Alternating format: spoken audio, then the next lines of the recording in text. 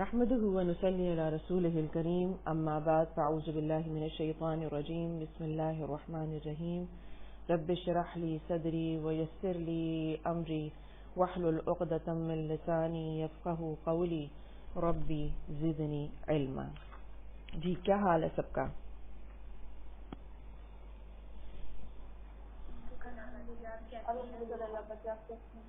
الحمدللہ جس نے ہمیں صبح صبح علم کا رزق عطا فرمایا، الحمدللہ جس نے ہماری رہنمائی کے لیے قرآن اور سیرہ کو آسان کیا، الحمدللہ جس نے ہمیں ایسے لوگوں سے جوڑا جو ہمارے لیے رہنمائی کا ذریعہ ہیں۔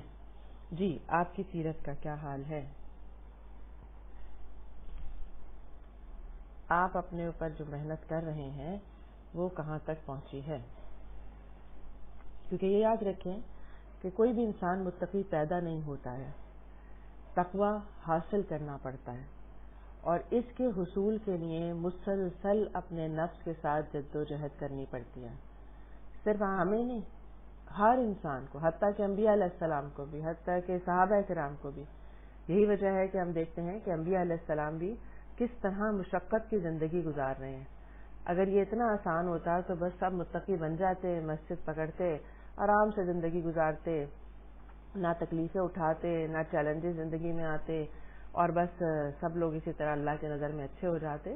لیکن کوئی بھی شخص جو چاہے وہ ہجرت کر رہا ہے، چاہے وہ جہاد کر رہا ہے، یا پھر کوئی اور کسی کی باتیں برداشت کر رہا ہے، کسی کی تکلیف دیکھ رہا ہے، لوگوں کو معاشرے کے خلاف جا کے اپنے آپ کو دین پر جمانے کی کوشش کر رہا ہے، یہ سب چیزیں جو ہیں، یہ جدوجہد جو ہے وہ انسان کو تقوی کی طرف لے کر جاتی ہے۔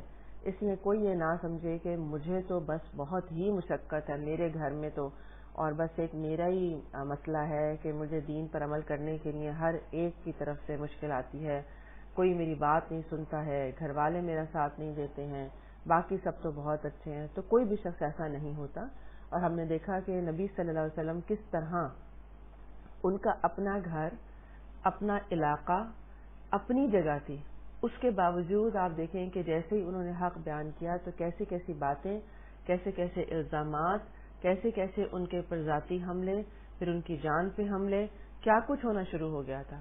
تو یہ سب چیزیں انسان کا ٹیسٹ ہوتی ہیں کہ وہ کتنا سچا، کتنا پکا، کتنا خالص ہے۔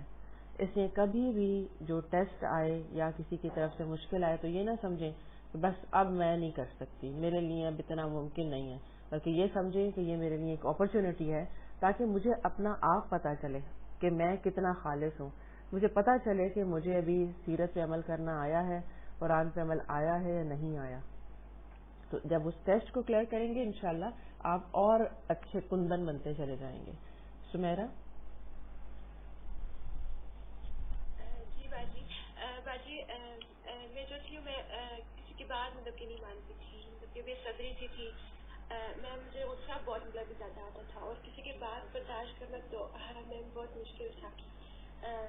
تو میں اب میں کوشش کر رہی ہوں کہ مطلب کہ میں اس پہ کام کروں، مطلب کہ صبر کروں، مطلب کہ آج کسی کی بات مانوں، مطلب کہ میں اس پہ کام کر رہی ہوں الحمدللہ، برداشت کر۔ کیونکہ ہر شخص اپنی وہ کمزوری تلاش کرے کہ میں کہاں سے کمزور ہوتی ہوں یا کہاں میرا عیب ہے یا میرے اندر ایسی چیز ہے کہ میں صرف اس کو درست کر لوں تو باقی چیزیں بہت ساری سیدھی ہو کے میرے لیے تقوی آسان ہوگا۔ اور یہ آپ کے سوا کوئی نہیں پہچان سکتا کہ میں کس چیز کے اوپر کام کروں۔ تو بہت مجھے اچھا لگتا ہے کہ جب ماشاءاللہ آپ کو اپنا آپ دیکھنا آیا کہ آپ کو پتا ہے آپ کو کس چیز پہ کام کرنا ہے جی، اور اسی پہ جب کام کریں گے تو آپ دیکھتے ہیں کہ اس کے رزلٹ بھی آپ کو پتا چلتے ہیں۔ جی تابندہ؟ باجی مجھے حال ہی میں ایک ایسا کام کرنے کا موقع ملا جو میرا پرسنل نہیں تھا، مجھے وہ مطلب سب کا تھا اور میرا پرسنل نہیں تھا، مگر وہ اتنا زیادہ تھا کہ میں اکیلے نہیں کر پا رہی تھی اس کو۔ تو مجھے سیرہ کا ایک واقعہ یاد آیا کہ اس طرح کا کوئی کام ہوتا تھا تو نبی صلی اللہ علیہ وسلم ایک ٹیم بناتے تھے اور سب کو ان کی ڈیوٹیز اسائن کر دیتے تھے۔ تو میں نے بھی ایسے ہی کیا اور جو والنٹیئر کرنا چاہتے تھے تو اس طرح ایک ٹیم بنائی اور سب کو ان کے کام یا ڈیوٹیز جو ہے وہ اسائن کر کے تو بتایا اور ساتھ میں طریقہ بھی سمجھایا۔ تو اس سے پہلے کبھی بھی میں نے ٹیم میں اس طرح سے نہیں سوچا تھا کبھی، تو یہ مجھے سیرہ سے پتہ لگا تھا اور جب میں نے یہ کیا تو میرا ٹائم بھی مینیج ہو گیا اور وہ کام بھی ایک برڈن نہیں لگ رہا تھا بلکہ وہ آسانی سے ہو گیا تھا. الحمدللہ کہ آپ نے اتنی اچھی بات سیکھی اور یہ زندگی بھر آپ کے کام آئے گی، کیونکہ اکثر گھروں میں مائیں کام کرتی رہتی ہیں، باقی سب لوگ بیٹھے رہتے ہیں، جس کی وجہ سے وہ چڑچڑی ہو جاتی ہیں یا ان کی صحت خراب ہو جاتی ہے وقت سے پہلے. تو یہی ہے کہ جب آپ ان کے ساتھ کنٹریبیوٹ کریں گے تو آپ سب انجوائے بھی کریں گے ان ساری خوشیوں کو، کیونکہ نہ ماؤں کے پاس پھر ٹائم بچتا ہے کہ وہ بچوں کے ساتھ بیٹھ کر باتیں کر سکیں. باقی سب باتیں کرتے ہیں، خوش ہوتے ہیں، کھاتے ہیں، لیکن وہ جو ماں ہوتی ہے وہ ایک الگ سے اپنی ایک دنیا میں تھکتی رہتی ہے. اور پھر ہم کہتے ہیں کہ اچھا ان کا تو مزاج اچھا ہے، ان کے ساتھ تو بیٹھنا ہی مشکل ہے. تو وجہ کیوں ہوتی ہے؟ کیونکہ جب ہم کسی کو اوور برڈن کر دیتے ہیں اور اس کی اپنی ذمہ داری ادا نہیں کرتے تو بھی گھر کا ماحول درست نہیں رہتا ہے. کیونکہ نبی صلی اللہ علیہ وسلم نے کیسے کیسے لوگوں سے کام لے لیا، کسی شخص کو نہیں چھوڑا، حتیٰ کہ نابینا شخص کو بھی اپنی ٹیم میں رکھا ہوا تھا. جیسے ابن مکتوم تھے تو جب آپ کہیں باہر جاتے تھے تو ان کو مدینے کا انتظام دے دیتے تھے. اور یہ بہت بڑی خوبی ہوتی ہے لوگوں سے کام لے لینا، لوگوں کو اپنے ساتھ چلانا جیسے بھی ہو، کیونکہ ہر شخص سے خوبی نکالیں اور اس سے وہی کام لیں جو اس کے کام کرنے کا ہے. اور اس کے لیے اخلاق چاہیے ہوتا ہے، صبر چاہیے ہوتا ہے، کیونکہ بعض دفعہ کسی کو کام کرنا نہیں آ رہا ہوتا یا تھوڑا سا وہ غفلت برت رہا ہوتا ہے. وہ اپنے اندر صبر سے، برداشت سے اس کو گائیڈ کرنا، اس کو اپنے ساتھ چلانے کے لیے تیار کرنا، یہ بہت بڑی نیکی ہوتی ہے. کیونکہ پھر جو وہ کام کرے گا وہ آپ کے لیے ہی آپ کے حصے میں آئے گا، اس کی جتنی بھی نیکیاں ہوں گی. لیکن عموماً ہم یہاں پر تھوڑا سا مظاہرہ کیا کرتے ہیں کہ چھوڑو میں خود ہی کر لیتی ہوں، یا تم تو ہو ہی نہیں اس قابل، بس چھوڑو تم چلے جاؤ، یہ کر لو وہ کر لو. ہم سنا کے باتیں اپنے سے لوگوں کو کاٹ دیتے ہیں. چلیں آگے دیکھتے ہیں کہ آگے نبی صلی اللہ علیہ وسلم نے کیسے کیسے چیلنجز کے اندر رہ کر ایسے ایسے مارکے کیے یا ایسے ایسے غزوات بھی کیے تھے جو کہ ناممکن نظر آتے تھے، لیکن اللہ سبحانہ وتعالیٰ کا حکم آ چکا تھا، لہذا کرنا تھا. غزوہ تبوک، مارکہ موتا کا اثر رومی قوت کے حق میں اچھا نہیں تھا. صرف 3000 مسلمانوں نے 2 لاکھ رومی فوجیوں کی طاقت کو دبانے میں جو کامیابی حاصل کی تھی اس کا شام کے پڑوسی عرب قبائل پر بڑا زبردست اثر ہوا. اب یہ قبائل خود مختار ہونے کی خواب دیکھنے لگے، لہٰذا رومیوں نے ایک فیصلہ کن جنگ کی ضرورت محسوس کی جس میں مسلمانوں کو ان کے اپنے گھر مدینہ منورہ کے اندر ہی صاف کر دیں. ادھر رسول اللہ صلی اللہ علیہ وسلم کو ان کی تیاری کا علم ہوا تو آپ نے ہر جگہ مسلمانوں کو نکلنے کی منادی کرا دی اور غزوے کی جہت یعنی سمت کا واضح طور پر اعلان فرما دیا تاکہ لوگ مکمل تیاری کر لیں، تاکہ پتہ ہو کتنی دور جانا ہے، کس سے مقابلہ ہے، کتنا سامان رکھنا ہے. یہ بھی بہت اہم ہوتا ہے کہ ہم کتنے دن کے لیے جا رہے ہیں، کیا وہاں پر چاہیے ہوگا، کیونکہ زمانہ سخت گرمی کا تھا. آپ کو پتا یہ گرمی وہ والی نہیں جو ہمارے ہاں پڑتی ہے، عرب کی گرمی، صحرا کی گرمی. کیونکہ آپ دیکھیں کہ جہاں پر دور دور تک کوئی نئی آبادی ہوتی وہاں پہ گرم ہوا بہت زیادہ، اور پھر آج بھی عرب کی گرمی، مڈل ایسٹ کی جو گرمی ہے وہ ناقابل برداشت ہو جاتی ہے. وہ یہاں کی طرح نہیں ہے، اس کے اندر ایک خاص طرح کی تپش ہے. اور خاص طور پہ جب ریت گرم ہوتی ہے جس کے اوپر چلنا پڑے، پیدل چلنا پڑے، اونٹوں پہ چلنا پڑے، تو یہ ایک بہت بڑا امتحان تھا. لمبا سفر تھا، لوگ تنگی اور قحط سے دوچار تھے. پھل پک چکے تھے، سائے خوشگوار لگ رہے تھے اور لوگ اس میں قیام کرنا پسند کر رہے تھے. رسول اللہ صلی اللہ علیہ وسلم نے اہل ثروت تنگ دستوں کی تیاری کی ترغیب دی، یعنی اہل ثروت لوگوں کو جو صاحب حیثیت لوگ تھے ان کو کہا کہ آپ ایسے لوگوں کو تیار کر دیں، مدد کر دیں کہ جن کے پاس جانے کے لیے نہیں ہے، اور ان سے جو کچھ بن سکا وہ لے آئے. سب سے پہلے حضرت ابوبکر صدیق اپنا سارا مال لے کر آئے جو 4000 درہم تھا. رسول اللہ صلی اللہ علیہ وسلم نے پوچھا اپنے اہل کے لیے بھی کچھ چھوڑا ہے؟ عرض کیا کہ ان کے لیے اللہ اور اس کے رسول کو چھوڑا ہے، کیونکہ ڈیپینڈ کرتا ہے کتنی ضرورت ہے. جتنی ضرورت ہوتی تھی صحابہ کرام اتنا اپنے آپ کو پیش کر دیا کرتے تھے. کیونکہ بعض دفعہ ہوتا ہے ہمارے پاس زیادہ ہوتا ہے اور لیکن ضرورت زیادہ ہوتی ہے دین کو، لیکن ہم تھوڑا سا دے کے راضی ہو جاتے ہیں. ہم کہتے ہیں شامل ہو گئے ہیں نا بس کافی ہے. تو دیکھنا یہ چاہیے کہ کب ہمیں زیادہ نکالنے کی ضرورت ہے، کب ایسی ضرورت ہے کہ کسی مسکین کو ضرورت ہے، کب ہمیں فی سبیل اللہ دین کے لیے لگانے کی ضرورت ہے. تو جب ہم وہ لگانا سیکھ جائیں گے تب ہم اس مال کی لذت کو محسوس کریں گے، کیونکہ جو کچھ ہم نے دے دیا اصل میں وہی ہمارے لیے ذخیرہ ہے، اور جو پیچھے بچ گیا وہ سب وارثین کے لیے ہے. حضرت عمر بن خطاب رضی اللہ عنہ اپنا آدھا مال لے کر آئے. حضرت عثمان بن عفان نے کہا جاتا ہے کہ 10,000 دینار پالان اور کجادے سمیت 300 اونٹ اور 50 گھوڑے دیے، اور کہا جاتا ہے کہ انہوں نے 900 اونٹ اور 150 گھوڑے دیے۔ نبی صلی اللہ علیہ وسلم نے ان کے بارے میں فرمایا، آج کے بعد عثمان جو بھی کریں انہیں نقصان نہیں ہوگا۔ یعنی ایک ایسی ضرورت کے وقت جس میں واقعی کچھ نہیں تھا اور ایک لمبا سفر تھا، اس وقت اتنا کچھ اپنا پیش کر دینا۔ اور خود سوچے جب قحط، سب کے اوپر یہ قحط تھا نا، قحط کے بعد اگر خوشحالی آئی ہو تو سب سے پہلا ذہن میں کیا خیال آتا ہے کہ آئندہ کے لیے بچا لیں، ایسا نہ ہو کہ پھر ایسے حالات آ جائیں۔ اس وقت اپنا اتنا کچھ دے کے حاضر کرنا اور مسلمانوں کے لیے پیش کر دینا، تو یہ اتنی بڑی نیکی تھی کہ آپ صلی اللہ علیہ وسلم بہت ہی خوش ہو گئے تھے۔ اس لیے ہم یہ دیکھیں کہ ہمارے پاس جو کچھ ہوتا ہے، کیا ہم اسے نکالنے والے ہیں، کیا ہم اپنے ہاتھ سے دینے والے ہیں، کیا ہمیں نیکیاں نظر آتی ہیں؟ کیونکہ بعض دفعہ ہمیں نیکیاں ہی نظر نہیں آتی۔ کیوں؟ کیونکہ ہماری نیت نہیں ہوتی نیکیوں کے لیے خرچ کرنے کی۔ آپ تجربہ کر لیں، جب آپ اپنی الماری کے سامنے یہ سوچ کے کھڑے ہوں کہ مجھے ذرا میں اپنے ایکسٹرا کپڑے نکال دوں، دے دوں، تو آپ کو بے شمار کپڑے نظر آئیں گے جو دینے والے ہیں۔ آپ کہیں گے ہاں یہ بھی میں نے پہن لیا، ہو گیا، بس اب نئے بنا لیے یہ۔ اور جب آپ الماری کے سامنے کپڑے نکالنے کے لیے صرف کھڑے ہوں گے پہننے کے لیے، تو آپ کو ایک بھی کپڑا ایسا نہیں لگے گا کہ جو دینے والا ہے۔ کوئی لگے گا نہیں یہ تو بہت آرام دہ، اس کو بھی رکھ لوں، کوئی لگے گا نہیں یہ تو میں اکثر پہنتی ہوں، اس کو بھی رکھ لوں۔ تو بات یہ ہوتی ہے کہ جب ہماری نیت کسی چیز کے لیے ہوتی ہے تو اس میں سے نکلتا ہے، اور جب ہماری نیت نہیں ہوتی تو ہمارے پاس خزانہ بھی رکھا ہو تو اس کے اندر سے وہ دل نہیں آتا کہ ہم کسی کو دینے والے بنیں۔ اسی طرح سے بقیہ صحابہ نے بھی اپنی اپنی بساط کے مطابق صدقات کی لائن لگا دی، یہاں تک کہ کسی نے 1 مد 2 مد صدقہ کیا۔ چونکہ وہ اس سے زیادہ کی طاقت نہیں رکھتے تھے، عورتوں نے اپنے زیورات تک بھیجے۔ تنگ دست صحابہ آپ سے سواری طلب کرنے کے لیے آئے تو آپ نے فرمایا، میں کچھ نہیں پاتا جس پر آپ لوگوں کو سوار کروں۔ تو وہ اس حال میں واپس ہوئے کہ ان کی آنکھیں اس افسوس میں اشکبار تھیں کہ وہ خرچ کرنے کے لیے کچھ نہیں پاتے ہیں۔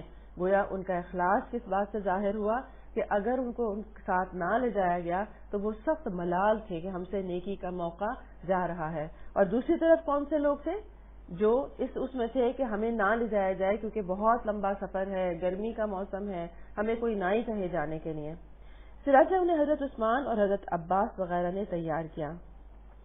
اس موقع پر منافقین نے کہمگوئی بھی کی، چنانچہ جنہوں نے زیادہ خرچ کیا انہیں ریاکاری کے طعنے دیے، جنہوں نے کم خرچ کیا ان کا مذاق اڑایا، اور رومیوں سے ٹکراؤ کی جرت پر رسول اللہ صلی اللہ علیہ وسلم کا بھی مذاق اڑایا۔ جب پاس پوس ہوئی تو کہنے لگے، ہم تو محض دل لگی اور مذاق کر رہے تھے۔ کیونکہ آتا ہے نا، قرآن کہتا ہے جس کا مفہوم ہے کہ کیا ان کی ساری دل لگی اللہ اور اس کے رسول کے لیے رہ گئی ہے؟ اس نے کبھی بھی دین کے نام پر کوئی مذاق نہیں کرنا چاہیے۔ مولوی کا لطیفہ، جنت دوزخ کا لطیفہ، فرشتوں کا لطیفہ، یا کوئی بھی ایسی بات جو ہے وہ لطیفے ہنسی مذاق میں نہیں کرنی چاہیے، کیونکہ یہ ایک سنجیدہ میٹر ہے، اور اللہ سبحانہ و تعالیٰ کے ساتھ اس طرح کی بات کرنا ایک طرح سے غیر سنجیدگی کا مظاہرہ ہوتا ہے۔ اسی طرح ادھر منافقین اور بدوی بناوٹی عذر لے کر آئے اور نبی صلی اللہ علیہ وسلم سے غزوے میں شرکت سے رخصت کی اجازت چاہی۔ آپ نے اجازت دے دی۔ ان کے علاوہ بعض مسلمان محض سستی کی وجہ سے پیچھے رہ گئے۔ اب یہاں پر دیکھیں اپنے آپ کو کہ جب کوئی نیکی کا موقع آتا ہے تو کیا میں اس بات پہ خوش ہوتی ہوں اچھا ہی ہوا کہ نہیں ہوا، مجھے کسی نے کہا ہی نہیں، اچھا ہی ہوا کہ میں اس وقت نہیں تھی جس وقت یہ ساری ذمہ داریاں دی جا رہی تھیں، یا آپ اس بات کا ملال کرتے ہیں کہ اوہو میری کلاس مس ہو گئی، اوہو میری نماز چلی گئی، اوہو مجھے یہ نیکی کرنی تھی، امی کی خدمت کر لیتی، میں نے مس کر دیا، خواہ سستی کر دی، خواہ میں نے دوسری بہن کے اوپر ڈال دیا، میں ہی کر لیتی تو زیادہ اچھا تھا۔ تو اس انسان کو اپنے دل سے اندازہ ہو جاتا ہے کہ وہ نیکی کا کتنا حریص ہے، کیونکہ نیکی کر کے خوشی ملنا اور اسی طرح نیکی کا مس ہو جانا، اس کے دل پر بوجھ آنا جانا ہے، یہ چیز بتاتی ہے کہ آپ میں کتنا تقویٰ ہے۔ پھر اسی طرح جمعرات کے دن مدینہ سے آپ نے کوچ فرمایا۔ آپ کے ساتھ 30,000 کا لشکر تھا اور منزل مقصود تبوک تھی۔ سواری اور توشے کی سخت قلت تھی۔ 18 آدمی ایک ہی اونٹ پر باری باری سوار ہوتے تھے۔ اب آپ گرمی، تپتی ہوئی ریت اور ہماری طرح کے جاگرز نہیں تھے ان کے پاس جو وہ پہن کے ٹریول کر رہے تھے، اور ان کے 3 جوڑے ہوں کہ اچھا ایک جاگر پھٹ گیا صحرا میں چلنے سے تو دوسرا استعمال کر لیں، ایسا بھی کچھ نہیں تھا۔ لوگوں نے درختوں کے پتے کھائے یہاں تک کہ ان کے ہونٹ سوج گئے، کیونکہ کھانے کو کچھ تھا ہی نہیں۔ اتنا لمبا سفر ہے اور کھانے کو ایسا نہیں ہے کہ باندھ کے بہت سارا مہینوں کے لیے کچھ لے جائیں۔ سواریوں کی قلت کے باوجود اونٹ ذبح کرنے پر مجبور ہوئے تاکہ ان کے معدے اور آنتوں کا پانی پی سکیں، کیونکہ صحرا کی گرمی بھی آپ دیکھیں کہ کس طرح اس میں پیاس کا لگنا اور بھوک کا لگنا، لیکن انہوں نے یہ نہیں کہا کہ اچھا بھائی اتنے مشکل حالات ہیں، اس سے بہتر ہے کہ گھر ہی بیٹھے رہیں، اور اللہ کو پتا ہے نا ہم کتنے متقی لوگ ہیں، ہم کتنی اچھی نیت رکھتے ہیں۔ یہ نہیں ہوا۔ کیوں؟ کیونکہ جب اللہ سبحانہ وتعالیٰ کی طرف سے کوئی فرض عائد ہو جائے تو اسے کرنے کے لیے ٹھاننا چاہیے۔ اسی طرح آپ اپنی زندگی میں دیکھیں گے بعض دفعہ آپ کو 2-3 اکٹھی نیکیوں کا موقع مل جاتا ہے، تو آپ کیا سوچنے لگتے ہیں میں صرف ایک کر سکتی ہوں، بس اپنی یا تو میں کورس کروں گی یا پھر میں کچھ اور نہیں کروں گی، میں گھر کا کام نہیں کر سکتی ہوں، جیسی طرح مہمان آ جائیں گے تو میں ان کو اٹینڈ نہیں کر سکتی ہوں۔ تو ہمیشہ جب آپ کو 1 سے 4 نیکیاں ملنے کا موقع ملے تو اللہ سے دعا کریں یا اللہ مجھے ہر نیکی میں بہترین حصہ عطا فرما۔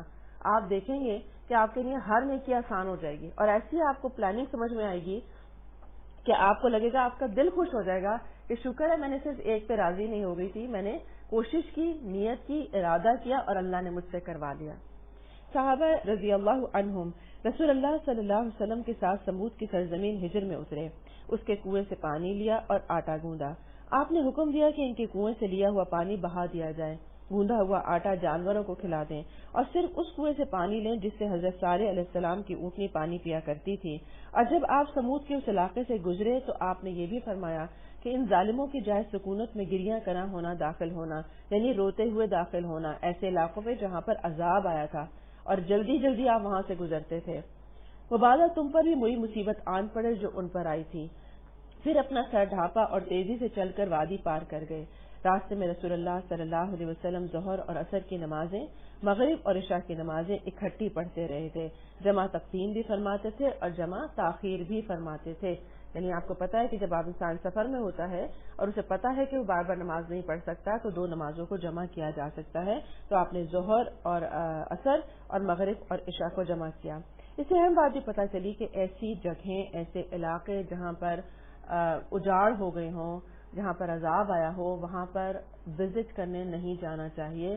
اگر وہ سرے راہ آ جاتے ہوں تو جلدی سے گزرنا چاہیے، روتے ہوئے گزرنا چاہیے، استغفار کرتے ہوئے گزرنا چاہیے، کیونکہ آپ صلی اللہ علیہ وسلم کا یہی طریقہ تھا۔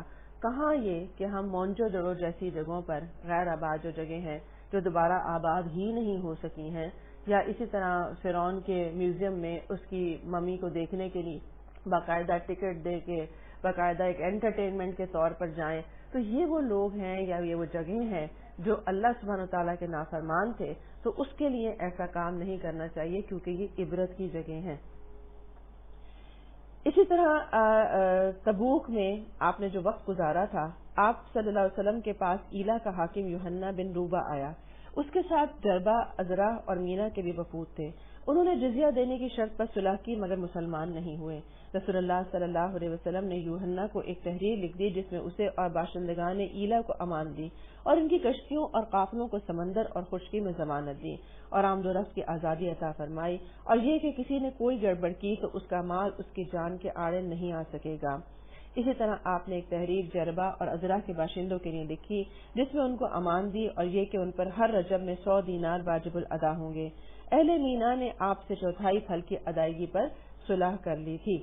اسی طرح کیونکہ آپ نے 20 دن وہاں پر قیام فرمایا تھا، دشمن پر روب ڈالا تھا اور پھر آپ نے وہاں آنے والے جتنے وفود تھے ان کا بھی استقبال کیا تھا۔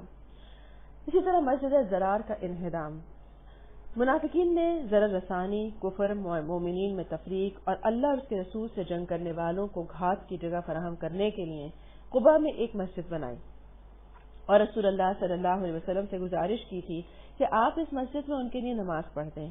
اس وقت آپ تبوک کے لیے تیار ہو رہے تھے۔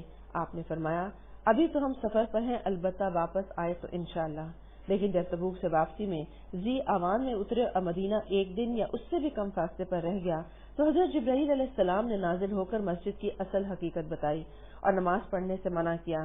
چنانچہ رسول اللہ صلی اللہ علیہ وسلم نے آدمی بھیج کر اسے جلا کر مسمار کر دیا۔ اب اس سے کیا پتا چلا؟ ویسے دیکھنے میں کیا لگتا ہے کہ مسجد کو گرا دیا، کتنی غلط بات ہے، لیکن اگر کوئی ایسی چیز ہو جو کہ حائل ہوتی ہے اس کے اندر، اس کے جو اصل مقاصد ہیں اس کو وہ پورا نہ کرتی ہو تو ایسی جگہوں کو گرایا جا سکتا ہے۔ اسی طرح بعض دفعہ کوئی کسی کے زمین پہ قبضہ کر کے مسجد بنا لیتا ہے اور بعد میں جب اسے خالی کرانے کی کوشش کی جاتی ہے تو وہ فتویٰ لگانے لگتے ہیں کہ دیکھیں جی یہ تو ایمان کے خلاف ہے کہ مسجد کو گرایا جائے، حالانکہ وہ قبضہ گروپ کیا ہوا ہوتا ہے انہوں نے. تو یہ بھی دیکھنے کی ضرورت ہے کہ جو درست دین ہے اس کی پیروی درست انداز میں ہی ہو. جب مدینہ کے آثار دکھائی دینے لگے تو نبی صلی اللہ علیہ وسلم نے فرمایا یہ رہا طابہ اور یہ رہا احد. طابہ مدینہ کو بھی کہتے ہیں. یہ وہ پہاڑ ہے جو ہم سے محبت کرتا ہے اور جس سے ہم محبت کرتے ہیں. کتنی بڑی آپ نے بات کہی کہ ایک پہاڑ کے لیے کہا، احد کے پہاڑ کے لیے، کہ یہ ہم سے محبت کرتا ہے اور ہم اس سے محبت کرتے ہیں. اللہ سبحانہ وتعالی ہمیں بھی ان لوگوں میں شامل فرمائے جو اللہ اور اس کے رسول سے محبت کرتے ہوں. آپ صلی اللہ علیہ وسلم تشریف لائے تو مسجد میں داخل ہوئے، 2 رکعت نماز پڑھی اور لوگوں سے ملنے کے لیے بیٹھ گئے. یہ سنت بھی آپ دیکھیں کہ جگہ جگہ آپ کو بار بار مل رہی ہے کہ جب بھی آپ کہیں پر پہنچتے تھے تو 2 نفل نماز پڑھتے، جب آپ سفر پہ روانہ ہوتے تو 2 نفل نماز پڑھا کرتے تھے، جب واپس آتے تو 2 نفل پڑھا کرتے تھے، اور آپ فوراً ڈائریکٹ گھر نہیں جاتے تھے بلکہ آپ تھوڑا سا گھر والوں کو اطلاع دے کے ٹائم دیتے تھے تاکہ وہ تیاری کر لیں. جو منافقین پیچھے رہ گئے تھے انہوں نے آ کر معذرت کی اور قسمیں کھائیں. آپ صلی اللہ علیہ وسلم نے ان کا ظاہر تو قبول کر لیا اور باطن اللہ کے حوالے کر دیا. ہائی لائٹ کر لیں، یہی اصول ہے کسی سے ڈیل کرنے کا. کیونکہ بعض دفعہ کوئی شخص بہت کھود کرنے کی کوشش کرتا ہے کہ نہیں آپ کو نہیں پتا، اس کی نیت ایسی ہے، فلاں ہے. ٹھیک ہے، اگر آپ کو کسی کا کوئی شر پتا چل جائے یا آپ کو واقعی یقین ہو تو اس سے محتاط ضرور رہیں، لیکن معاملہ کرتے ہوئے کیا کریں کہ ظاہر کو قبول کیا اور باطن کو اللہ کے حوالے کیا. 3 سچے مومن بھی آئے جو پیچھے رہ گئے تھے اور وہ تھے کعب بن مالک، مرارہ بن ربیع اور حلال بن امیہ. انہوں نے سچ سچ کہا. یعنی وہ کیوں پیچھے رہ گئے تھے؟ انہوں نے کوئی بہانہ نہیں بنایا جیسے کہ منافقین نے بہانے بنائے تھے. آ کر کوئی عذر نہیں تراشا. نبی صلی اللہ علیہ وسلم نے حکم دیا کہ اللہ کے فیصلے کا انتظار کریں، کیونکہ جیسے کعب بن مالک نے کہا تھا کہ میں یہ سوچتا ہی رہ گیا کہ اچھا ابھی جاتا ہوں، بس ابھی میرے پاس تو بہت تیز رفتار ہے، سواری ہے، میں تو پہنچ ہی جاؤں گا. اور یہ کرتے کرتے مجھ سے سستی ہو گئی، غفلت ہو گئی اور وہ قافلہ نکل گیا. ہم سب سوچیں کہ ہم سے کتنی سستیاں ایسی ہوتی ہیں کہ ہم سے بے شمار نیکیاں صرف اور صرف اس سے نکل جاتی ہیں. اچھا اب کون کرے، اچھا ہے نا دوسرا وہ کر لے گا نا کوئی. حتیٰ کہ ہم تو نماز بھی نہیں اٹھتے ہوئے کتنی سستی کا مظاہرہ کرتے ہیں. اور کہاں یہ کہ آپ وہ، حالانکہ وہ خالص مومن تھے، پہلے بھی غزوات میں شریک ہو چکے تھے، ان کی نیت میں بھی کوئی کھوٹ نہیں تھا، لیکن اس کے باوجود ان کو تنبیہ بھی کی گئی اور ان کی سرزنش بھی کی گئی تھی. لہٰذا مسلمانوں کو ان کو حکم دیا گیا کہ ان سے کوئی بات نہ کریں. ان کے لیے لوگ بدل گئے، زمین انجانی ہو گئی اور وہ اپنے آپ سے تنگ آ گئے اور دنیا اندھیر ہو گئی. 40 دن گزرے تو مزید حکم آیا کہ اپنی عورتوں کے بھی قریب نہ جائیں. 50 دن پورے ہوئے تو اللہ تعالیٰ نے ان کی قبولیت توبہ کی آیات نازل کر دیں اور اللہ تعالیٰ نے ان تینوں آدمیوں کی بھی توبہ قبول کی جن کا معاملہ مؤخر کر دیا گیا تھا. یہاں تک کہ جب زمین اپنی کشادگی کے باوجود ان پر تنگ ہو گئی، ان کی جان پر بن آئی اور انہوں نے یقین کر لیا کہ اللہ سے بھاگ کر پناہ کی کوئی جگہ نہیں ہے، اگر ہے تو اسی کی طرف ہے، تو اللہ نے ان پر مہربانی کی تاکہ وہ توبہ کرے. یقیناً اللہ توبہ کرنے والا رحیم ہے. کیونکہ یہ جو کعب بن مالک ہیں ان کے لیے آیات نازل ہو گئی تھی جب، اور کون سے دن؟ 50ویں دن. ہم سے جب گناہ ہو جاتا ہے، دل پر ہمارے بوجھ ہوتا ہے، ہم لوگوں سے پوچھتے ہیں کہ ہم کیا کریں، وہ ہمیں کہتے ہیں استغفار کریں، تو پھر ہم وضاحتیں دیتے نہیں ہم نے تو کوئی گناہ نہیں کیا. ہم اپنے آپ کو کیا سمجھتے ہیں؟ پتہ نہیں کس وجہ سے رکاوٹ آ رہی ہے، لیکن بھائی ہم نے تو کسی کا دل نہیں دکھایا، ہم نے تو کسی کے ساتھ برا نہیں کیا. گویا ہم فوراً اپنی پاکی کے قصیدے پڑھنے لگتے ہیں. اور یہاں یہ حال ہے جو رضی اللہ لوگ ہیں، جو غزوات میں پہلے شریک ہو چکے ہیں اور نبی صلی اللہ علیہ وسلم کے مخلص ساتھی ہیں، ان سے ذرا سی صرف سستی کہ ابھی جا رہا ہوں ہونے کی دیر تھی کہ 50 دن تک توبہ کرتے رہے. 1 دن نہیں، 2 دن نہیں، ہم ایک تصویر پڑھ کے سمجھتے ہیں ہو گئی توبہ. کچھ لوگ تو کہتے ہیں کہ میرا تو دل نہیں ہلکا ہوتا، میں توبہ کرتی ہوں. تو اس وقت تک توبہ کرنی ہوتی ہے جب تک کہ آپ کے دل پہ وہ چیز آنے لگے کہ ہاں اللہ تعالیٰ نے اب میرا گناہ معاف کر دیا ہوگا، لیکن اس کے باوجود اللہ سے ڈرتے رہنا چاہیے. یعنی خوف اور امید کے درمیان رہنا چاہیے. امید ضرور رکھیں کہ اللہ معاف کر دے، لیکن آئندہ محتاط بھی رہیں. اور اسی لیے کعب بن مالک کہتے ہیں کہ جب مجھے اتنی بڑی خوشخبری ملی کہ اللہ سبحانہ و تعالیٰ کی طرف سے میرے لیے معافی آئی اور آیات کی شکل میں آئی، تو میں نے عہد کر لیا کہ اب میں زندگی بھر کبھی خلاف واقعہ کوئی بات نہیں کروں گا، کیونکہ سچ بولنے کی وجہ سے اللہ نے مجھے یہ اعزاز دیا تھا. کیونکہ میں نے کوئی بہانہ نہیں بنایا تھا، میں نے کوئی اپنا عذر نہیں بیان کیا تھا کہ دراصل یوں نہیں یوں تھا. ہم کتنی ایسی باتیں کر جاتے ہیں. اور اگر ہم سچے ہو جائیں اور اپنے آپ سے سچے ہو جائیں تو شاید ہم بہت سے کاموں کے قابل ہو جائیں۔ اس سے مسلمان اور پیچھے رہ جانے والوں میں خوشی کی لہر دوڑ گئی۔ لوگوں نے ایک دوسرے کو خوشخبری اور مبارکباد دی، انعام دیے اور صدقے کیے، اور یہ ان کی زندگی کا مبارک ترین دن تھا۔ اس موقع پر بعض آیتوں نے منافقین کا راز کھول دیا، ان کے جھوٹ کا راز بھی کھل گیا، اور سچے مومنین کو بشارتیں بھی دی گئیں۔ بس سب تعریف تمام جہانوں کے رب ہی کے لیے ہے۔ پھر شعبان 9 ہجری میں آپ کی صاحبزادی حضرت ام کلثوم نے وفات پائی۔ آپ نے ان کی نماز جنازہ پڑھی، بقیع میں دفن فرمایا اور سخت غمگین ہوئے۔ حضرت عثمان رضی اللہ عنہ سے فرمایا، اگر میرے پاس تیسری لڑکی ہوتی تو بھی میں تم ہی سے اس کو بیاہ دیتا۔ کتنے بڑے اعزاز کی بات ہے اور کتنا اچھا ریلیشن ہے سسر اور داماد کا کہ اپنی 3 بیٹیاں بھی ہوں تو دینے کو تیار ہو جاتے ہیں۔ تو یہ ہے اصل سنت بھی کہ جب ہم کسی رشتے میں بندھ جائیں تو اسے نبھائیں، یعنی پھر یہ نہ سوچتے رہیں کہ اچھا یہ تو ایسا ہے، یہ تو سسرالی ہے، یہ تو فلانا ہے، یہ تو بھابھی ہے، تو یہ تو یوں ہے، اور ہمارا تو مزاج نہیں ملتا ہے۔ ہر انسان کا مزاج الگ پیدا کیا گیا ہے، حتیٰ کہ آپ بہن بھائیوں کا مزاج بھی بالکل الگ ہوتا ہے، ماں باپ کا بچوں سے مزاج الگ ہوتا ہے، ماں باپ کا والدین ہونے کے ناطے بیوی اور شوہر کا مزاج الگ ہوتا ہے، لیکن جو اچھے تعلقات ہیں وہ ہوتے ہی اس وقت ہے جب ہر شخص تقویٰ کے ساتھ چلتا ہے، ہر شخص بنا کے چلتا ہے، ہر شخص یہ سمجھتا ہے کہ مجھ سے اس رشتے کے بارے میں حساب لیا جائے گا، اس لیے میرا کام ہے کہ میں ہر ایک کے ساتھ اچھا رہوں، کوئی اچھا رہے یا نہ رہے یہ اس کا اور اللہ کا معاملہ ہے، یہ آپ کا حساب لینا نہیں بنتا۔ اور جب آپ اچھے رہیں گے تو امید یہی ہے کہ دوسرے لوگ بھی آخر کار آج نہ صحیح 10 سال بعد 20 سال بعد کبھی نہ کبھی اس چیز کے رنگ میں ضرور ڈھل جاتے ہیں۔ اس لیے اپنے اخلاق کو نہ چھوڑیں، اسی لیے فرمایا گیا جس کا مفہوم ہے کہ تم ایسے نہ بنو کہ لوگ تم سے اچھا کریں تو تم اچھا کرو اور لوگ تم سے برا کریں تو تم برا کرو، بلکہ تم اپنے آپ کو ایک اصول کا پابند رکھو، یعنی اپنے آپ کو سنت نبوی کے مطابق رکھو، قرآن کے مطابق رکھو۔ والکاظمین الغیظ والعافین عن الناس واللہ یحب المحسنین، تم محسن بن کے رہو۔ تو ہمارے لیے یہ حکم دیا گیا ہے۔ تو اس لیے کہ بعض دفعہ ہم اس کی آڑ لے لیتے ہیں، تو کیا ہوا اگر میں غلطی کرتی ہوں، کیا ہوا اگر میں کسی کے ساتھ روڈ ہو جاتی ہوں کیونکہ وہ بھی تو میرے ساتھ ہے۔ تو یہ آپ کو اجازت کس نے دی ہے کہ اگر دوسرا اگر آپ کے ساتھ روڈ ہو جائے تو آپ کو اجازت ہے، یہ آپ کے لیے جائز ہو جاتا ہے بد اخلاقی کرنا؟ قطعاً نہیں ہو جاتا۔ اس لیے اپنے ایمان کی حفاظت رکھیں، اپنی زبان کی، اپنے اخلاق کی حفاظت رکھیں۔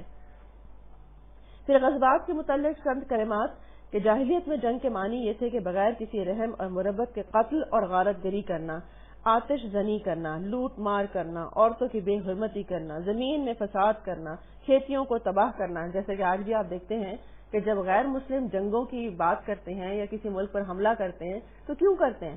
زمین ہتھیانے کے لیے، وسائل ہتھیانے کے لیے، اور پھر وہاں جا کے کرتے کیا ہیں؟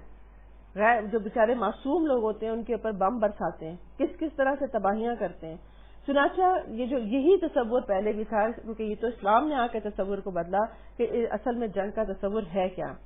چنانچہ یہاں پہ عربوں کی عادت یہ تھی کہ وہ کسی کے سامنے کبھی سر نہیں جھکاتے تھے، خواہ کتنی ہی جنگ طویل ہو جائے۔ جنگ بسوس 40 سال تک چلتی رہی اور فریقین کے کوئی 70,000 آدمی مارے گئے، مگر کسی نے دوسرے کے سامنے کبھی سر نہیں جھکایا۔ اسی طرح اوس اور خزرج کی لڑائی 100 سال تک چلتی رہتی تھی، یعنی کہ مارتے رہتے تھے، ایک دوسرے کی نسلیں ختم کرتے رہتے تھے، لیکن کوئی ہتھیار رکھنے کو تیار نہیں تھا۔ پھر رسول اللہ صلی اللہ علیہ وسلم دین اسلام لے کر آئے تو عرب نے آپ کا بھی اسی اسلوب سے سامنا کیا، یعنی خود بھی آپ کے سامنے کھڑے ہو گئے اور جنگوں کے لیے تیار رہتے تھے اور آپ کو بھی میدان تک گھسیٹ لائے، لیکن آپ صلی اللہ علیہ وسلم نے ایک دوسرے ہی انداز سے ان کا سامنا کیا جو نہایت حکیمانہ تھا، جہاں تک کہ ان کا ملک فتح کرنے سے پہلے ان کے دل جیت لیے، یعنی آپ نے اخلاق کے ساتھ ان کا مقابلہ کیا، ان کی جہالت کا، ان کی سختی کا، نرمی کے ساتھ، عاجزی کے ساتھ آپ نے مقابلہ کیا۔ آپ کے غزوات اور جنگوں میں قتل ہونے والے سارے مسلمان مشرکین اور یہود و نصارہ کی تعداد مجموعی طور پر کم و بیش صرف 1000 بنتی ہے، اور ان غزوات میں جو مدت صرف ہوئی ہے وہ صرف 8 سال سے زیادہ نہیں ہے، مگر اتنے تھوڑے عرصے میں اور اتنا معمولی سا خون بہا کر آپ نے تقریباً پورے جزیرۃ العرب کو اپنا تابع فرمان بنا لیا اور آپ کے اطراف اور اکناف میں امن و امان کا دورہ ہو گیا۔ کیوں؟ کیونکہ آپ کا مقصد کسی پر ناجائز حملہ کرنا نہیں تھا۔ مسلمان میں، اسلام میں جو جنگ ہے وہ ڈیفینسو پوزیشن کی جنگ ہے، یعنی اپنے آپ کو بچانے کے لیے اگر کوئی شخص آپ کے دین کے اندر کوئی فساد کر رہا ہے، کوئی شر کر رہا ہے تو جنگ کا مقصد یہ تھا کہ اپنے آپ کو بچایا جائے، اپنے دین اور مسلمانوں کو بچایا جائے اور دین اسلام کو غالب کیا جائے۔ اسی لیے آپ دیکھیں کہ جو غیر مسلموں کے ساتھ آپ کو قرآن میں بھی دیکھ رہے ہیں کہ کس طرح سے غیر مسلموں کے ساتھ بھی رہنے کا طریقہ بتایا جا رہا ہے کہ اگر کوئی پرامن ہے، غیر مسلم ہے، تو اس کے ساتھ آپ بھی پرامن رہیں گے، اچھے طریقے سے رہیں گے، آپ اس کے خلاف کوئی ایکشن نہیں کر سکتے الا یہ کہ کوئی شر کرے یا بدعہدی کرے یا کوئی ایسا کام کیا جائے۔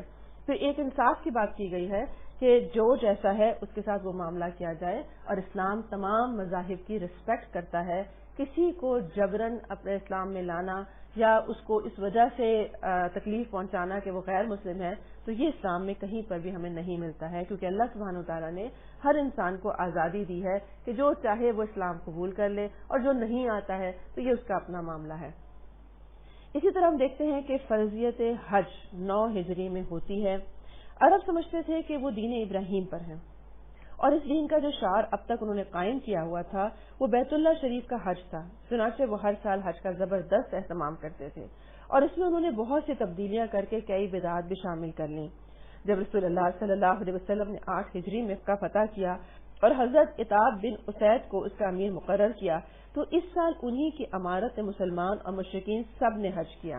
اب آپ یہاں پہ دیکھیں، یہ سیکھنے والی بات ہے کہ جب آپ نے مکہ فتح کر لیا تو ایک دم سے سارے احکامات نہیں نازل کر دیے، سب پہ فتوے نہیں لگا دیے، سب کو کک آؤٹ نہیں کر دیا، بلکہ جو پہلا حج تھا کیا ہوا، مسلمان اور مشرکین نے مل کر کیا۔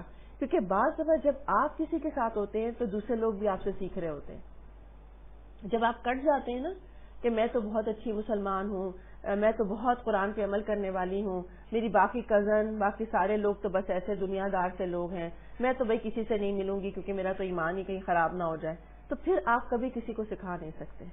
جب آپ ان کے اندر گھل مل جاتے ہیں اور آپ کے اندر دل میں یہ نیت و ارادہ ہوتا ہے کہ میں ان کے ساتھ اس لیے رہوں تاکہ مجھے دیکھ کر یہ سیکھیں اور یہ بھی انسپریشن لیں، تو آپ دیکھیں گے کہ بہت سے لوگ خاموشی کے ساتھ آپ کے عمل سے سیکھتے ہیں، آپ کے اخلاق سے سیکھتے ہیں۔ جیسا کہ وہ زمانہ جاہلیت سے حج کرتے چلے آ رہے تھے، انہوں نے اسی طرح حج کیا، کوئی چیز تبدیل نہیں کی گئی۔ یہ بہت اہم بات ہے، تدریجاً عمل کروانا، آہستہ آہستہ عمل کریں۔ لیکن اگلے سال 9 ہجری کا جب حج آیا تو رسول اللہ صلی اللہ علیہ وسلم نے حضرت ابوبکر صدیق کو حج کا امیر بنا کر بھیجا کہ وہی لوگوں کو حج کروائیں۔ وہ ذیقعدہ 9 ہجری کے اواخر میں 300 اہل مدینہ کے ساتھ روانہ ہوئے۔ ان کے ساتھ قربانی کے لیے رسول اللہ صلی اللہ علیہ وسلم کے 20 اور اپنے 5 اونٹ بھی تھے۔ لہٰذا کبھی حج اور عمرے پہ جانا ہو تو سیکھ کر جانا چاہیے۔ بہت سارے لوگ کہتے ہیں اچھا ہم تو مردوں کے ساتھ جا رہے ہیں، جو وہ کریں گے ہم بھی کر لیں گے۔ نہیں، ایسا نہیں ہونا چاہیے، کیونکہ ایک عبادت ہے جو آپ کی ذاتی عبادت ہے، تو اسے ضرور پڑھنا چاہیے، سیکھنا چاہیے، اور ضروری نہیں ہے کہ جب آپ کو جانا ہو تو اسی دن سیکھیں، ابھی سے پڑھا کریں، شوق میں پڑھیں، دیکھیں کیسے عمرہ ہوتا ہے جب انشاءاللہ، اور نیت ارادہ رکھیں کہ اللہ مجھے جلد سے جلد بلائے۔ اس کے بعد سورہ توبہ کی ابتدائی آیات نازل ہوئی جن میں ان تمام مشرکین سے عہد توڑنے کا حکم تھا جنہوں نے اپنے عہد کی پاسداری نہیں کی تھی، اور ان کو اور ان لوگوں کو جن کا سرے سے کوئی عہد تھا ہی نہیں 4 مہینے کی مہلت دی گئی کہ اس دوران میں جس طرح چاہیں زمین میں گھوم پھر لیں تاکہ انہیں معلوم ہو جائے کہ وہ اللہ کو بے بس نہیں کر سکتے، اور یہ کہ اللہ کافروں کو رسوا کر کے رہے گا۔ البتہ جو مشرکین اپنے عہد پر قائم تھے انہوں نے اسے توڑا نہیں تھا اور مسلمانوں کے خلاف کسی کی مدد نہیں کی تھی، ان کا عہد پورا کرنے کا حکم دیا گیا۔ کیا بہت ہی انصاف کی بات ہے کہ جو عہد نبھا رہے ہیں غیر مسلم ان کا عہد کنٹینیو کیا جائے، اور جنہوں نے توڑ دیا ان کے خلاف ایکشن کیا جائے۔ پھر آپ دیکھیں، پھر تدریج کا عمل ہے، پھر اس میں ایک گریجول ہے، حکمت ہے۔ 4 مہینے دیے جا رہے ہیں تاکہ آپ مسلمانوں کے ساتھ رہیں، آپ فیصلہ کریں، آپ دیکھیں آپ کو اسلام قبول کرنا ہے تو ضرور کر لیں، نہیں کرنا تو اس سرزمین کو چھوڑ دیں۔ جیسا کہ ابھی بھی آپ دیکھتے ہیں کہ ایک خاص حدود ہے جس کے اندر غیر مسلم نہیں آ سکتا ہے، کیونکہ جو اس وقت باہر نکالے گئے تھے تو اس کے بعد سے اب جو ہے صرف مسلمان ہی خانہ کعبہ میں جا سکتے ہیں۔ اب یہ آیات نبی صلی اللہ علیہ وسلم نے حضرت علی کو دے کر بھیجی کہ وہ حج اکبر کے دن انہیں بتا دیں، اور فرمایا کہ میری طرف سے میرا ہی آدمی اعلان کرے گا۔ حضرت علی کی ملاقات دشدنان یا ارج میں حضرت ابوبکر صدیق سے ہوئی۔ سیدنا ابوبکر صدیق نے پوچھا امیر ہو یا مامور؟ حضرت علی نے کہا مامور۔ چنانچہ وہ حضرت ابوبکر صدیق کے پیچھے نماز پڑھتے رہے۔ ایک اور چیز سیکھنے کو ملی، جب بھی کہیں 2 لوگ بھی ہوں تو اس میں سے کسی ایک کو امیر بنانا چاہیے، یعنی لیڈ کرنے والا بنانا چاہیے، پتہ ہو کہ کون کس کی بات سنے گا، کیونکہ یہ بھی ایک اسلام کا اہم اصول ہے۔ یہاں اپنے آپ کو رکھیں. آپ ہوتے یہاں پہ اور آپ بھی گئے تھے, حضرت علی بھی ہیں اور حضرت ابوبکر صدیق ہیں, انہوں نے پوچھا امیر ہو یا مامور, آپ ہوتے تو اپنے بارے میں کیا کہتے؟ کون ہیں آپ؟ ہم کہتے ہیں ہم امیر ہیں. باقی سب لوگ میری بات سنو, غور کرو. انہوں نے کیا کہا؟ آپ امیر ہیں, میں مامور ہوں, یعنی آپ بتائیں گے میں اس کے فالو کروں گا. یہ تھی صحابہ کرام کی عاجزی ایک دوسرے کے آگے, کہ کہنے کو سب رضی اللہ تھے, کہنے کو سب کا تقوی اعلیٰ تھا, لیکن جب وہ اپنے کسی ساتھی کے ساتھ ملتے تھے تو خود عاجزی اختیار کیا کرتے تھے. حضرت ابوبکر صدیق نے لوگوں کو حج کروایا اور 10 ذی الحج قربانی کا دن آیا تو حضرت علی نے جمرات کے پاس کھڑے ہو کر لوگوں پر سورہ توبہ کی ابتدائی آیات پڑھیں, جس میں عہد توڑنے, مہلت دینے اور پابندی کرنے والوں کو عہد پورا کرنے کا حکم بتایا گیا. حضرت ابوبکر صدیق نے کچھ لوگوں کو بھیج کر یہ منادی کرا دی کہ اس سال کے بعد کوئی مشرک حج نہیں کر سکتا اور نہ کوئی ننگا آدمی بیت اللہ کا طواف کر سکتا ہے. گویا کہ ان کو پہلے سیکھنے کا موقع دیا, اپنے ساتھ رکھا اور کرنے کے بعد ان کو مہلت دینے کے بعد کہا کہ اب آپ اگر اس طرح کریں گے تو ٹھیک ہے, لیکن اس کے بعد جو حج ہوگا وہ اسی طرح ہوگا جیسے کہ اللہ اور اس کے رسول نے بتایا ہے. اسی طرح قریش اور نبی صلی اللہ علیہ وسلم میں جو کشاکش برپا تھی, عرب اس کے نتیجے کا انتظار کر رہے تھے. ان کا عقیدہ یہ تھا کہ باطل قوت اور فتح کے ذریعے سے مسجد حرام پر قبضہ نہیں ہو سکتا, یعنی کوئی باطل قوت کبھی بھی فتح نہیں کر سکتی مکہ کو یا مسجد حرام کو. اصحاب فیل کا واقعہ زیادہ دور کی بات بھی نہیں تھی, لہٰذا جب اللہ تعالیٰ نے رسول اللہ صلی اللہ علیہ وسلم کو مسجد حرام میں داخلے کا شرف بخشا اور کفار مکہ پر غلبہ عطا کر دیا تو آپ کے رسول برحق ہونے میں اب کوئی شبہ باقی نہیں رہ گیا تھا. چنانچہ فتح مکہ کے بعد آپ کی خدمت میں آنے والے عرب وفود کا تانتا بن گیا, جو آپ کی رسالت پر ایمان لاتے, آپ کی اطاعت کا اقرار کرتے. اس طرح لوگ اللہ کے دین میں فوج در فوج داخل ہونے لگے اور تھوڑے دنوں میں اسلامی حکومت کا رقبہ بحر عرب کے ساحل سے خلیج عرب تک پھیل گیا تھا. اس دور دور تک پھیلے ہوئے ملک کا نظم و نسق ٹھیک کرنے میں آپ مصروف ہوئے. آپ نے مبلغین بھیجے, حکام مقرر فرمائے, صدقات وصول کرنے والوں کو روانہ کیا اور لوگوں اور شہروں کا نظام جن میں قضاء اور عمال کا محتاج ہوتا ہے انہیں فراہم کیا. اب یہاں پر آپ بہت آسانی سے دیکھ سکتے ہیں کہ نبی صلی اللہ علیہ وسلم صرف قرآن نہیں جانتے ہیں, صرف آپ تفسیریں کرنا نہیں جانتے, اللہ کے ساتھ ذکر اذکار نہیں کر رہے, بلکہ آپ پریکٹیکل لائف میں کتنے ایکٹیو ہیں اور کتنے الرٹ ہیں. آپ کو پتہ ہے کہ کیا ضروریات ہیں, شہر میں کیا ہے, ملک میں کیا ہے, مینجمنٹ کیا ہے, عدالت کے کیا معاملات ہیں. تو ایک مومن ہر کام کو التقویٰ کے ساتھ جب کرتا ہے تو اس کی ہر چیز عبادت بن جاتی ہے.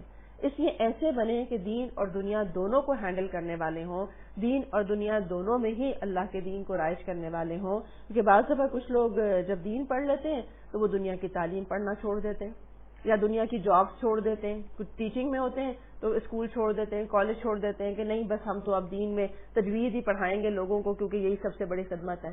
تو یہ یاد رکھیں کہ آپ جس بھی پروفیشن میں ہوتے ہیں, جہاں پر بھی ہیں, آپ دین کا اگر نمائندہ ہیں اور دین پر عمل کر رہے ہیں تو آپ خود ابلاغ دین کا ذریعہ ہیں, آپ کی اپنی ذات ابلاغ دین کا ذریعہ ہے. اور ہر شخص وہ کام کرے جو اس کا پروفیشن ہے, تاکہ آپ ہر جگہ پہ پھیل کر دین کا کام کر سکیں اور آپ مثال بنے وہاں پر دین کی. اسی طرح سے یہ جو وفود رسول اللہ صلی اللہ علیہ وسلم کی خدمت میں حاضر ہوئے تھے, ان وفود کی آمد فتح مکہ سے پہلے شروع ہو چکی تھی اور بعض وفود تو ہجرت کے ابتدائی سالوں میں بھی آئے تھے. یہ وفود زیادہ تر قبائل کے سردار, رؤوسا اور اہل ہل اور عقد پر مشتمل ہوتے تھے اور بسا اوقات کوئی تنہا آدمی یا چھوٹی سی جماعت کے ہمراہ بھی آ جایا کرتا تھا. پھر ان وفود کے آنے کے مقاصد ہر وقت کے اعتبار سے الگ الگ ہوتے تھے. کوئی قیدیوں اور گرفتاروں کو چھڑانے آتا تھا جیسا کہ وفد حوازن اور وفد تمیم کے ذکر میں گزرا. کوئی فقط اپنے لیے یا اپنے اور اپنی قوم دونوں کے لیے امان کا طالب بن کر آتا تھا. کوئی فخر اور مباحات یا مناظرے اور مجادلے کے لیے آتا تھا. مناظرہ کیا ہوتا ہے؟ ڈسکشن کرنا, یعنی ایک ہوتا ہے نا اب صرف بحث کرنے کے لیے آتا ہے نا, جیسے آپ کہتے ہیں اچھا مجھے بتائیں کہ دین اسلام کیا ہے. تو ایک تو ہوتا ہے پازیٹو مناظرہ آپ کرتے ہیں کہ میں جاننا چاہتا ہوں, میرے سوالوں کے جواب دیں. اور ایک ہوتا ہے جھگڑے کے لیے کسی سے بات کرنا, یعنی آپ سوال کرنے کا مقصد ہی یہ ہے کہ آپ دوسرے کو ہرانے کی کوشش کر رہے ہوں اور اسے زج کرنا آپ کا مقصود ہو. تو یہ چیز اس طرح مختلف وفود آیا کرتے تھے. ادھر رسول اللہ صلی اللہ علیہ وسلم کو اللہ تعالیٰ نے جس بشاشت اور کریمانہ اخلاق والا بنا کر بھیجا تھا اس کے مطابق آپ ان وفود کا استقبال کرتے، انہیں خوشکن تحائف سے نوازتے، اسلام کی ترغیب دیتے، ایمان اور شریعت کی باتیں سکھاتے تھے کہ وہ اپنے بعد آنے والوں کو بھی سکھا دیں۔ در حقیقت یہ وفود صحراؤں میں رہنے والے بدوؤں کے اندر دین کو تیزی سے پھیلانے کا اہم ذریعہ تھے، کیونکہ یہ دیکھیں کتنا اچھا ہوتا ہے، مثلا آپ ہیں، آپ مختلف جگہوں کے لوگ ہیں، اب آپ وفود ہیں، ایک طرح سے آپ آئے، آپ قرآن پڑھ رہے ہیں، آپ سیکھ رہے ہیں، اب آپ اپنے علاقے میں پھیل جائیں گے، جب اپنے گھر میں ہوں گے، اپنے خاندان میں ہوں گے، تو آپ یہی پیغام وہاں تک پہنچانے کا ذریعہ بنیں گے، کیونکہ سب لوگ اٹھ کے اہلُدا نہیں آ سکتے، سب لوگ اٹھ کے ایک انسٹیٹیوٹ کو جوائن بعض دفعہ نہیں کر سکتے، تو اللہ سبحانہ وتعالیٰ نے ایسے لوگوں سے بھی کام لیا کہ جو وفود آئے اور بعد میں جا کے انہوں نے اپنے علاقوں میں وہ کام کیا۔ اس طرح حقیقت یہ وفود صحراؤں میں رہنے والے بدوؤں کے اندر دین کو تیزی سے پھیلانے کا اہم ذریعہ تھے، چنانچہ ان کے نتائج، اغراض اور مقاصد کے تنوع اور اسباب اور وجوہ کے اختلاف کے باوجود یہ نکلتے تھے کہ پہلے وقت میں آنے والوں نے اسلام قبول کیا، پھر جلد یا تھوڑے ہی دنوں بعد ان کی قوم نے بھی اسلام قبول کر لیا، یعنی کچھ عرصے کے بعد جو تھا وہ آہستہ آہستہ علاقہ کرتا، ان کا قبیلہ کرتا، ان کا خاندان کرتا، اور اس طرح کنٹریبیوٹ کیا ہر انسان نے۔ اسی لیے جو بات ہے نا کہ دین کا کام کرنا یا نیکی کا حکم دینا، برائی سے روکنا ہر انسان پہ فرض ہے، ہر مسلمان پہ فرض ہے، تو جبھی تو دین پھیلے گا، ورنہ یہ کیسے ہو سکتا ہے کہ ایک نبی صلی اللہ علیہ وسلم ہوتے اور پوری دنیا میں کیسے اسلام پھیل سکتا تھا؟ یہ نسل در نسل جب ہر شخص اپنی ذمہ داری ادا کرتا ہے تب جا کے خاندانوں میں مینٹین رہتا ہے، تب جا کے نسلوں میں مینٹین رہتا ہے۔ آج ہم بڑی آرام سے کہہ دیتے ہیں کہ آج کل کی نسلیں جو ہیں وہ دین سے دور ہوتی جا رہی ہیں، کتنا بڑا کوسچن مارک ہے۔ اس کا مطلب ہے کہ کسی نے اپنی ذمہ داری سے منہ موڑا، اس کا مطلب ہے کہ ہم نیکی کا حکم نہیں دے رہے، ہم برائی سے نہیں روک رہے، اس کا مطلب یہ ہے کہ ہم کیونکہ جانتے ہی نہیں ہیں کہ نیکی ہوتی کیا ہے اور گناہ ہوتا کیا ہے، کیونکہ ہم دین پڑھتے ہی نہیں ہیں، تو یہ ذمہ داری ہم نے چھوڑ دی ہے کہ ہم دین کو پڑھیں اور آگے پہنچانے کی ذمہ داری ادا کریں۔ جب اس میں غفلت ہوئی ہے تو نسلیں اس وقت جو ہیں وہ ڈائریکشن ان کی بدل رہی ہے، اس لیے لہٰذا اپنی ذمہ داری کو ہر شخص محسوس کرے۔ قبیلہ عبد القیس کا وفد، یہ لوگ مشرقی عرب کے باشندے تھے اور مدینے سے باہر پہلے انہی نے اسلام قبول کیا، چنانچہ مسجد نبی کے بعد سب سے پہلا جمعہ انہی کی مسجد میں ادا کیا گیا جو بحرین کے جواسی نامی گاؤں میں تھی۔ یہ لوگ جب مدینہ پہنچے اور نبی صلی اللہ علیہ وسلم کو دیکھا تو مسجد کے دروازے پر اپنی سواریوں سے کود پڑے، لپک کر خدمت نبی میں حاضر ہوئے اور سلام کیا۔ ان کے ساتھ ایک شخص منذر بن عائز بن حارث الاشرا تھا جو عمر میں سب سے چھوٹا تھا، اس نے سواریوں کے پاس رک کر انہیں بٹھایا، سامان اکٹھا کیا، 2 سفید کپڑے نکال کر پہنے، پھر اطمینان سے چل کر آیا اور نبی صلی اللہ علیہ وسلم کو سلام کیا۔ آپ نے فرمایا، تم میں 2 خصلتیں جنہیں اللہ تعالیٰ پسند کرتا ہے وہ دور اندیشی اور بردباری ہے۔ اور ایک اور حدیث میں ملتا ہے کہ انہوں نے پوچھا کہ کیا یہ میرے اندر پہلے سے ہے یا مطلب میں نے خود یہ اپنی پریکٹس سے کیا یا اللہ نے مجھے انعام کیا ہے؟ تو آپ نے فرمایا یہ اللہ کی طرف سے تمہیں انعام ہوئی ہیں، کیونکہ باقی سب لوگ ایسے ہی جیسے سفر کے گندے میلے کپڑوں میں آئے تھے، بس دوڑ پڑے بغیر یہ دیکھے کہ سواریاں کہاں بیٹھی ہوئی ہیں، جیسے راستے میں جاتے نا بٹھا دیا، سامان بکھرا ہوا ہے اور بس جوش میں آ کے ملاقات کی، جبکہ یہ جو تھے یہ بڑے آرام سے، سلیقے سے، قرینے سے اپنا سارا مینج کرنے کے بعد کپڑے چینج کیے کہ میں ملاقات کرنے جاؤں تو اچھے حلیے میں ہوں، اور تب آ کر ملے تو آپ نے ان کی تعریف کی تھی۔ تو لہٰذا اپنے اندر بردباری پیدا کرنے کی کوشش کرنی چاہیے۔ کچھ لوگوں میں جلد بازی ہوتی ہے نا، یا کچھ لوگوں میں وہ کہتے ہیں او چھوڑو یہ کیا کرنا، ایک کیجول سا انداز ہوتا ہے، تو اس چیز میں بھی آپ جتنا ایک اچھا انداز اپنائیں گے یا صبر کا مظاہرہ کریں گے تو انشاءاللہ تعالیٰ آپ کے مزاج میں اس کا جو اثر ہوتا ہے وہ آپ کی عبادت میں بھی نظر آتا ہے، آپ کے دیگر مشکل حالات میں بھی نظر آتا ہے۔ پھر اسی طرح سے نبی صلی اللہ علیہ وسلم نے ان کے مدینہ پہنچنے سے پہلے فرمایا کہ تم پر ایک قافلہ نمودار ہوگا جو اہل مشرق میں سب سے بہتر ہے، جسے اسلام پر مجبور نہیں کیا گیا۔ انہوں نے اپنی سواریاں تھکائیں اور اپنا توشہ ختم کیا، اے اللہ عبد القیس کو بخش دے۔ پھر جب وقت آ گیا تو آپ نے فرمایا خوش آمدید ہو، نہ رسوا ہوئے نہ نادم ہوئے، کیونکہ آپ نے کہا مرحبا بکم غیر خزایا ولا ندامہ، یعنی آئیے آئیے آئیے، آپ کو کوئی ندامت، کوئی ایسی رسوائی کچھ نہیں دیکھنے کو پڑے گا۔ تو گویا کہ آپ نے اچھی وشز کے ساتھ، ایک کھلے چہرے کے ساتھ، ایک اچھے انداز میں ویلکم کیا۔ تو یہ سنت بھی سیکھنی چاہیے کہ جب آپ کے پاس کوئی آئے یا آپ کسی کے پاس جائے تو آپ کا جو انداز ہے ملنے کا وہ بہت پرجوش ہو، وہ ایسے ہو کہ دوسرے کا دل خوش ہو جائے، کیونکہ بعض دفعہ کچھ لوگ اتنے پیارے الفاظ استعمال کرتے ہیں ملتے ہوئے کہ آپ آئے مجھے اتنی خوشی ہوئی ہے، یا اسی طرح سے آپ اتنا وقت نکال کر آئے، آپ کا بہت شکریہ، یا آپ کیسے آئے ہوں گے، آپ کو تکلیف ہوئی ہوگی، آپ مجھے بتا دیتے. تو یہ جو الفاظ ہوتے ہیں نا، چھوٹے چھوٹے چھوٹے، یہ ساری عمر کسی کے دل میں جگہ بنائے رکھتے ہیں. وہ جب آپ کو سوچتا ہے آپ کے ان لفظوں کی گونج اس کی زندگی میں ہمیشہ سرمایہ رکھتی ہے. تو اس لیے صرف یہ اپنے موڈ کے حساب سے نہ چلیں، آپ دوسرے کے حساب سے چلیں کہ جب کوئی کسی اور سے ملے تو چاہے آپ بڑے غمزدہ ہوں، بڑے کھلے چہرے کے ساتھ ملیں. تو اسی طرح تجیب کا وقت تھا کہ تجیب قبیلہ کندہ کی ایک شاخ ہے. یہ لوگ اپنی قوم کے وہ صدقات جو ان کے فقراء سے بچ رہے تھے لے کر آئے تھے. رسول اللہ صلی اللہ علیہ وسلم کو ان کے سمجھ سے خوشی ہوئی. آپ نے ان کا اعزاز اور اکرام کیا. حضرت ابوبکر صدیق نے کہا کہ ہمارے پاس اس جیسا عرب کا کوئی وقت نہیں آیا. نبی صلی اللہ علیہ وسلم نے فرمایا، ہدایت اللہ کے ہاتھ میں ہے، وہ جس کے ساتھ خیر کا ارادہ کرتا ہے اس کا سینہ ایمان کے لیے کھول دیتا ہے. یہ لوگ قرآن اور سنتوں کو پوچھتے اور سیکھتے رہے، پھر واپسی کا ارادہ کیا تو رسول اللہ صلی اللہ علیہ وسلم نے انہیں افضل ترین تحفے دیے.